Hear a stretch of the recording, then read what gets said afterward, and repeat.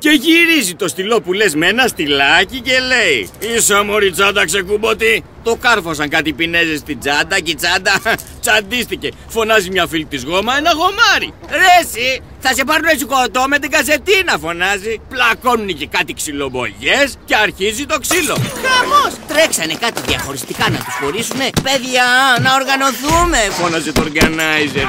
Ρε μάγκερ, κόφτε το! Το ψαλίδι. Τίποτα αυτή. Το μολύβι έφυγε μαύρο στο ξύλο, με σπασμένη μύτη. Το στυλό γλίτωσε με κάτι μελανιές, αλλά τουλάχιστον αποκαταστάθηκε η τιμή της τσάντας. Χαρτί και μελάνι. Σχολικά με τιμή και προσωπικότητα. Με τις αγορές σχολικών άνω των 50 ευρώ, έκπτωση 10%. Σχολικά βοηθήματα και παραγγελίες βιβλίων αυθημερών. Χαρτί και μελάνι. Νικηταρά 22Α, απέναντι από το ταχυδρομείο.